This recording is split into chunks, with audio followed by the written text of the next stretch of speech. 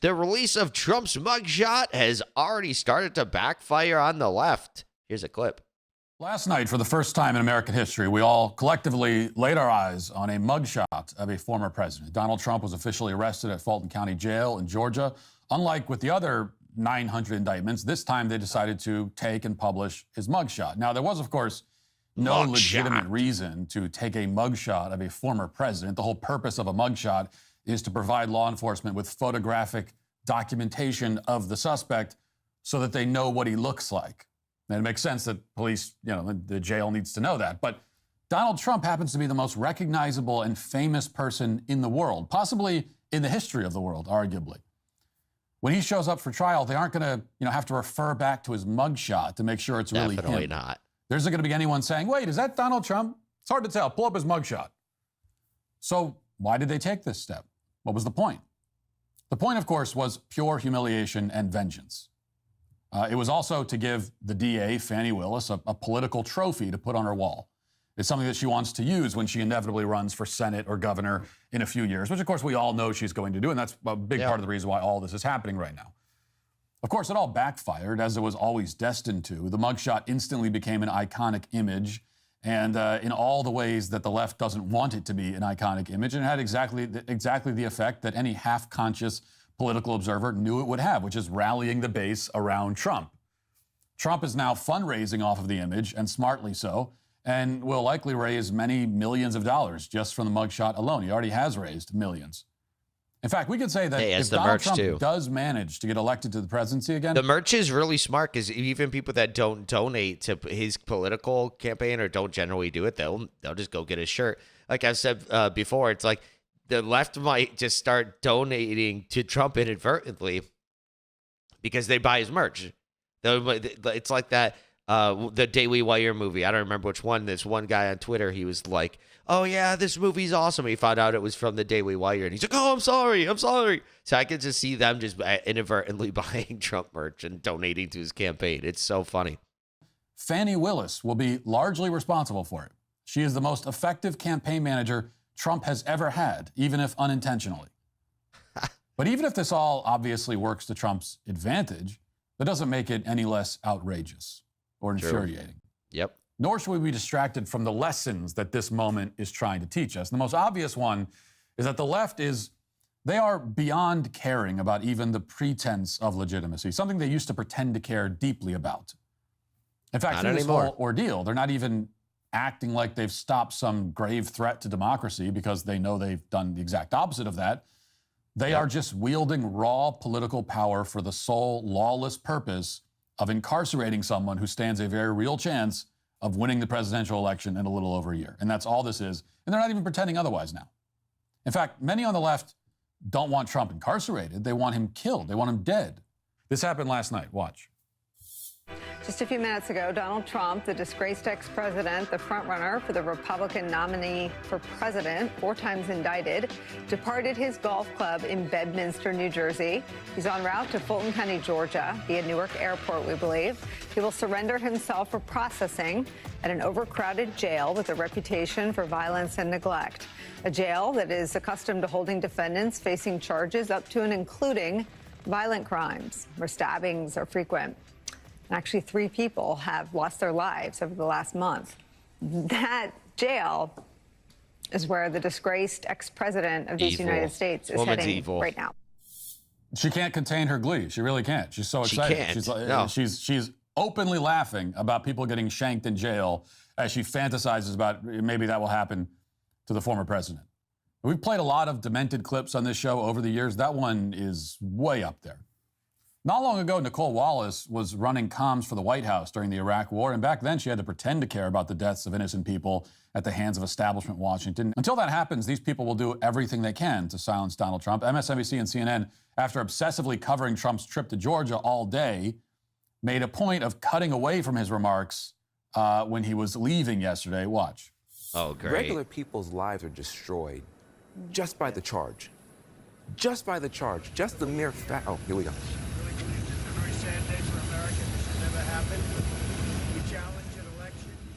Keep going, Ben. So we're just going to be. It's interesting. They're like, here we go. Even the anchor, he's like, okay, let's hear what Trump has to say. And their producers are probably like, no, we're not covering it. We're not covering it. We're not covering it. His remarks and bring them to you if they're I'm just saying, newsworthy. like, you can begin. If they're to understand how some people- newsworthy, we're gonna bring you his statements later. If they're newsworthy, dude just got indicted, first president to get a mugshot taken. And if it's newsworthy, these statements are already newsworthy. What? They don't have a lot of exposure to the system. Other people, because of the zip code they live in and the circumstances of life, they're exposed to it a lot. Those lights that are there, which was not the sort of thing that you usually see on an airport tarmac. We did think that this was a possibility tonight. We didn't know for sure that it was going to happen, but it looks like Trump may decide to make public remarks before he gets back on his big private plane and flies back to New Jersey. If he does that, we're not going to take those remarks live, but we will cover them for their newsworthiness. As we've said in the past, there is a cost to us as a news organization of knowingly broadcasting untrue things, and given his previous remarks on the subject that we are almost... There's a cost at MSNBC for broadcasting untrue things. Okay, like Russia for a few years. What was the cost of that? I guess your ratings aren't that great, are they? So what's the cost? But maybe actually broadcasting Trump would actually be good for you. Sure, he will speak on. We will not... I don't know. Who knows? MSNBC's audience. They're pretty crazy. Carry those remarks live, and you can be mad at us about it. We can take it. We're big. But we'll cover it for news. Wait. She just said, if you're mad that we don't cover Trump's thing and you're mad at us, we can take it. We're big. But then she said the sentence prior that if we broadcast things and people get mad at us, then there's a cost to it. Who watches this woman? We'll turn it around and let you know what he says. This is Rachel Maddow, by the way, if you don't know. Says after he has made those remarks. You know, later on they say in that clip that they'll get sued if they air the remarks of the former president after his indictment. And if that was in fact remotely accurate, then any self-respecting journalist would air the remarks anyway. They'd fight any consequence for it in court. If the First Amendment protects anything, it's airing the words of a former president at a time like this. But MSNBC... It's crazy how they just lie. It's like, it's funny. They say there's a cost to broadcasting untrue things, but then they lie right after and say something untrue. Oh, no, we'll get sued if we broadcast. What are you It's fair. That case would get thrown out instantly. Yeah, technically, I guess you could get sued, but a judge is going to see them like, wait, what? No. MSNBC's statement isn't true, of course. It's a dumb jab at Fox News over the Dominion lawsuit. And it protects their viewers from hearing about the substance in these indictments or lack thereof. And that's why they do it. Here's what they're not telling viewers at MSNBC. Speaking of newsworthy things, the Fulton County DA, Fani Willis, has indicted Donald Trump along with 18 co-defendants for the following crimes: offering legal advice to the president, tweeting things that Fani Willis doesn't like, and in one particularly egregious case, getting someone's phone number. Oh, no. Quoting from the indictment, quote, on or about the 21st day of November 2020, Mark Randall Meadows sent a text message to United States Representative Scott Perry from Pennsylvania and stated, can you send me the number for the Speaker and leader of PA legislature? POTUS wants to chat with them. This was an overt act in furtherance of the conspiracy. Now think about what a remarkable paragraph that is. Mark Meadows, in his capacity as chief of staff to Donald Trump, was seeking to obtain the phone number of some politicians in Pennsylvania. He asked for a phone number. And because the reason for that request was investigating potential voter fraud, Fani Willis says Mark Meadows needs to go to prison. They're going to send him to prison for asking for a phone number, along with more than a dozen other Trump advisors. One of those. How do they expect to convince a jury? They must not even think they're going to win on this. How can you go to a jury and be like, oh, he furthered and get enough people to actually be like, okay, that's a crime. It's like, whenever you do that in the future, go and try to get a phone number for something that they say is going to be illegal, even though it's not, because a bunch of other people have done it in the past, but because it has to do with the election. No, you can't even do that. It's like, what? What jury would want this to be a precedent? Is John Eastman. What's his offense? Well, he advanced the legal theory that alternative slates of electors could be seated if election fraud was found. And that's apparently criminal now, which is interesting because it wasn't illegal in 1960 when JFK's electors from Hawaii met secretly and submitted their own certificates to Washington saying that he had won the state. As Politico reported, quote, the Hawaii Democrats use virtually the same language that Trump electors in 5 states used in their effort to upend the 2020 race, quote unquote. Ultimately, Kennedy's electors turned out to be the legitimate ones after a recall determined Kennedy had won the state.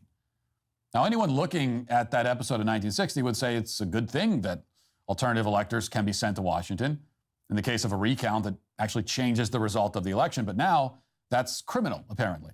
It's a RICO violation, supposedly. John Eastman and several other lawyers are now facing several years in prison because they did exactly what JFK's electors did and were vindicated for doing in 1960. David Schaefer, who was one of Trump's alternate electors from Georgia, has also been indicted. Ray Smith is facing jail time too, and what was his offense? Well, per Axios, quote, he, quote, gathered witnesses to testify in hearings before Georgia lawmakers in December 2020 about alleged problems with the state's election. That's not allowed anymore. I mean, they're just like looking into it to see if something happened. They're trying to investigate. And that's a crime somehow. How does that make any sense? Also a crime is apparently tweeting about hearings while they're happening. Quoting from the indictment, quote, on or about the 3rd day of December 2020, Donald John Trump caused to be tweeted from the Twitter account @RealDonaldTrump, quote, Georgia hearings now on OANN. Amazing. This was an overt act in furtherance of the conspiracy. So for the crime of tweeting about a hearing about election fraud and related offenses, Fani Willis wants to send Trump and 18 of his associates to prison. For tweeting and just saying that this hearing's on right now. It's amazing. That's a crime. That's a felony. And not only does she want to send him to prison, she wants to do it very quickly. Willis just filed a request with the court for this trial to take place in just 2 months, beginning on October 23rd. So for this unprecedented criminal trial of 19 defendants, including a former president, based on a completely novel and insane legal theory, she wants the defense to have a total of 2 months to prepare.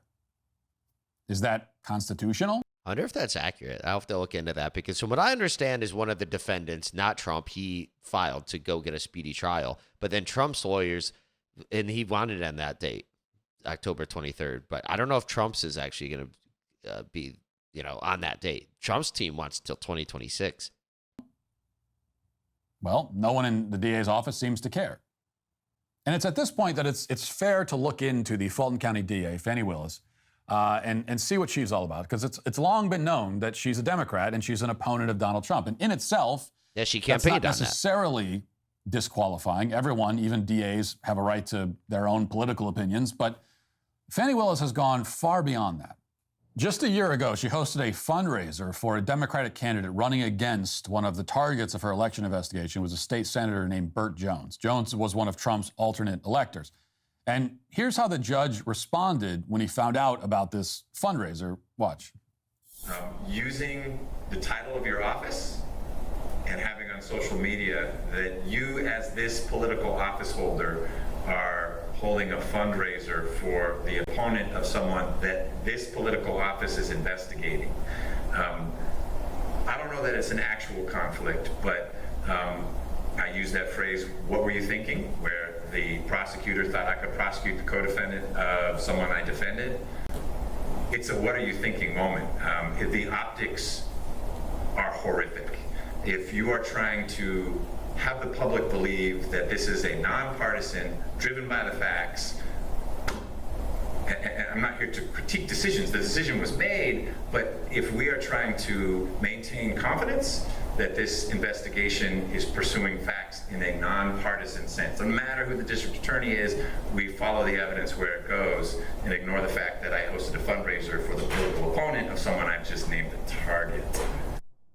Wow. So this is a judge that's not exactly using an iron fist here. Well, it's probably not appropriate. I don't know. You're investigating someone and you go to a fundraiser, you host a fundraiser for the political opponent of a person that you're actively investigating. I'm not saying it's a conflict, but maybe you don't want to do that next time. So the judge is a coward, but the point is that this is a DA who has to be told by a judge not to host fundraisers for the political opponents of politicians she plans to prosecute. She's that dumb and corrupt. She's blatantly. By the way, Jones that corrupt. ultimately was not indicted along with the other 19 defendants. What a shock. Probably because Fani Willis knew the judge would throw it out. She blew that prosecution. But if you look at Fani Willis's social media feeds, as Benny Johnson, conservative commentator, did the other day, then you'll come to the conclusion that she's blown all 19 of these prosecutions. Willis's feed is littered with posts casting doubt on the legitimacy of the 2020 election before the vote total suddenly shifted against Trump. Quote, Georgia could determine who is our next president, she wrote on November 4th, 2020. A team of lawyers needs to watch them count every single vote. They can start in Fulton, where we are having water leaks. What ballots are they throwing out? Georgia, let's give an honest accounting, no stunts. She thought the Republicans were doing the fraud. Interesting.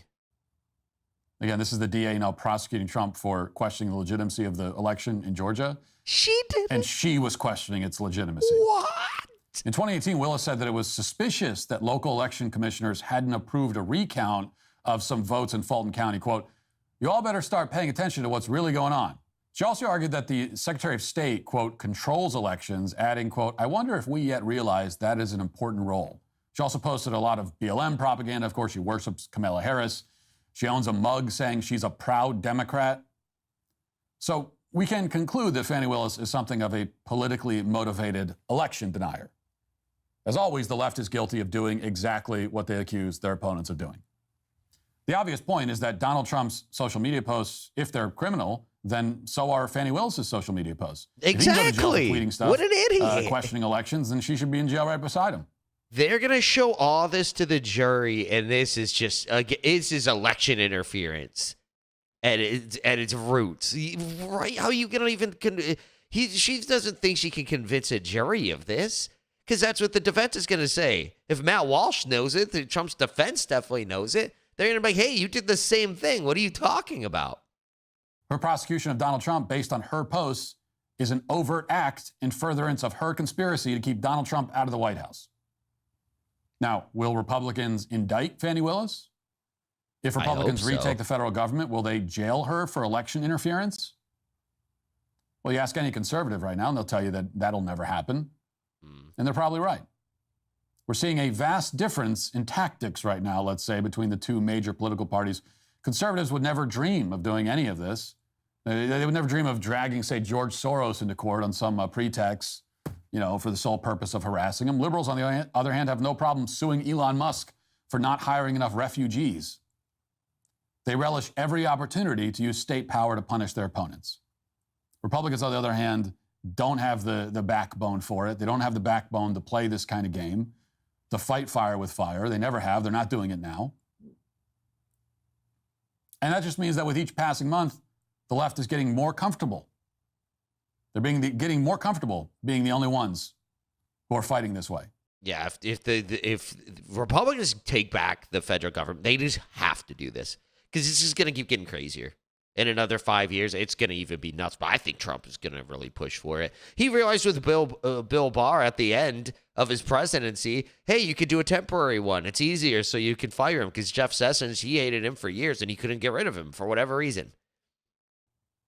First, they target grandmothers walking around the Capitol. Then they jail Douglas Mackey for some memes. Then they go after Donald Trump for his tweets and his quote-unquote classified documents. And now in Georgia, they're targeting not only Donald Trump, but more than a dozen of his advisors and associates. And this will continue until Trump and all of his associates are in jail, or all their opponents are.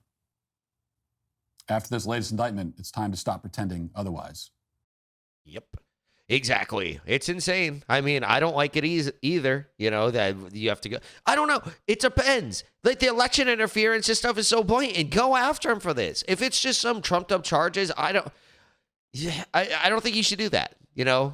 Playing the game or not, I don't think it's just going to waste the time and make you look bad. I think that's why people are turning on the left so much. They're just starting to realize this is what the left does. And Tim Pool brought up like the Krasensteins. They're always on my Twitter feed, even though I don't follow them. I don't know why.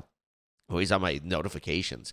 But yeah, they just won't care no matter what. Those type of leftists, but normal people will. They'll be like, okay, well, look at what they're like. People like Joe Rogan that are middle of the road and just want the truth and everything. They're going to be like, whoa, what are they doing? And then he's going to go tell his listeners who are also free thinkers, and then it's just going to backfire.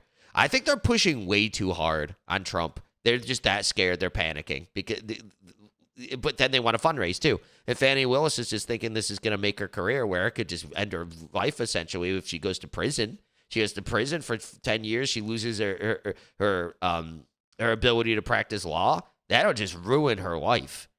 But that's what she's doing. I mean, that's the risk she's going to take.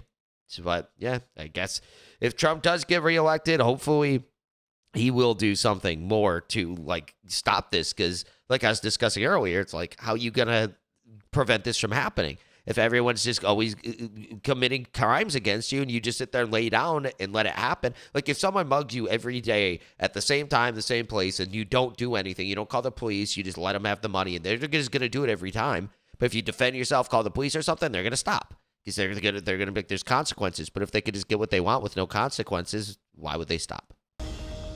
If you like this video, be sure to subscribe for daily news updates, smash that like button, share this video with your friends, and share your thoughts on the story in the comments below. I'll catch you in the next one. Peace out.